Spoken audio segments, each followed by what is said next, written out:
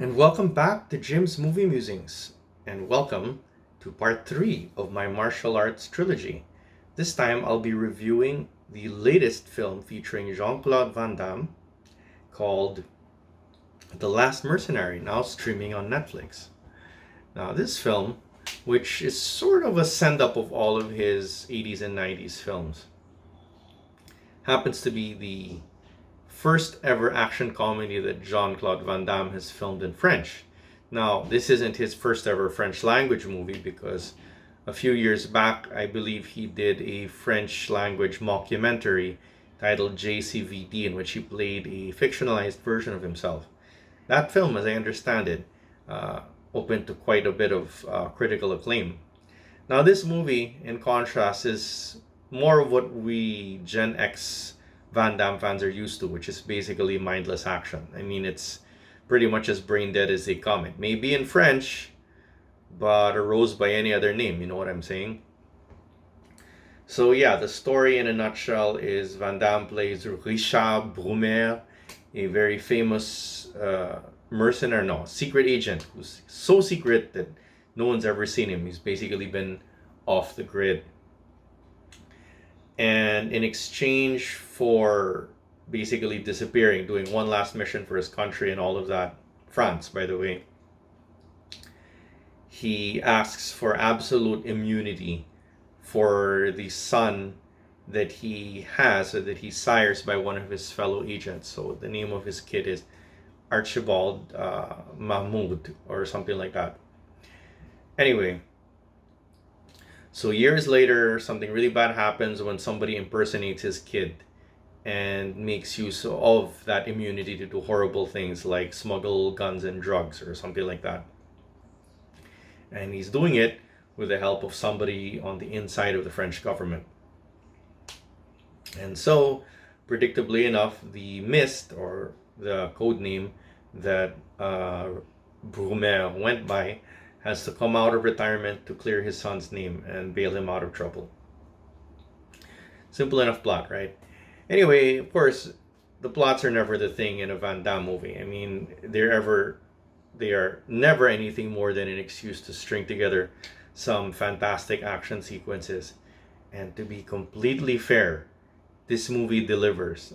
And I mean, that's especially remarkable. Van Damme is easily over 60 years old, but he still brings the goods. Okay, I mean, he's just as limber as he's always been, you know. And maybe his punches and kicks have maybe a little less screen time than they used to, but the man delivers. And there's very little of that cheating you see in a lot of movies, you know, these days, where they cut away from the leading man's face in the middle of an action scene. No, I'm sure Van Damme has stunt doubles, but in so many of the scenes you can see it's him still doing this. I mean, the guy may look like a senior citizen, but he could still pretty much kick ass with the best of them. And I think that's amazing. I mean, that's the real attraction here. The jokes, the humor, they're just wow. They're just all kinds of cringeworthiness.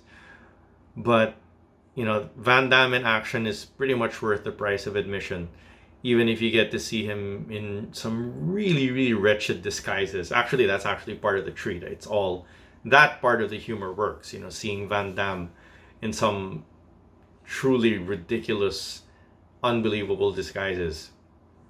You know, so the movie is basically, it's a send up of the kind of movies that Van Damme used to star in. There's a lot of wink, nudge, tongue in cheek. So it's self-aware, you know. It's like the filmmaker saying, "Hey, we know this is dumb. You know, hey, we know there's a lot of idiocy here, but we're having a good time."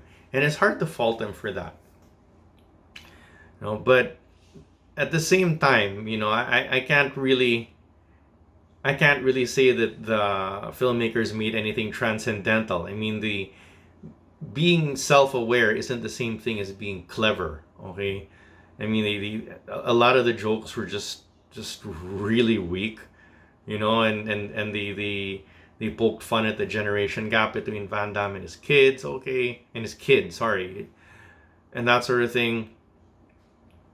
But like I said, there's nothing about this movie that stands out other than the fact that a senior citizen is still doing splits and kicking people's butts all the way from the first frame up until the last. Okay, yeah, there's just really nothing particularly special about this film other than seeing Jean-Claude Van Damme in action again. Okay, so for the Van Damme fans, you know what? Check it out. It's glorious. Sure, Van Damme's got wrinkles. Sure, he's got a funky vanishing hairline. But you know what? None of that matters, because as soon as the action scenes come on, you will get what you came to see. Okay. Now, for the rest of you guys, the non-Van Damme fans, you know, there isn't really much to see here. Okay. So, yeah, that brings to a close my martial arts trilogy. I I remain open to watching more martial arts movies as they come onto Netflix. I hope they are of a significantly higher quality than the last couple of movies I reviewed, especially this one. I mean, 6 out of 10. Maybe it's not that bad, but you know, it could have been so much better. Anyway, I'm gonna keep the reviews coming. Apologies to my viewers who, you know, my handful of viewers who, you know, started following this channel. I mean, I know I've kind of fallen by the wayside, but I do intend to keep on putting up more content. So if you'll bear with me, we'll have another couple of videos up soon. And for the rest of you who are just coming on board, well, I hope you like this video, and you know what the drill. If you like what you see, please give me a like and a subscribe. And remember to hit that notification button.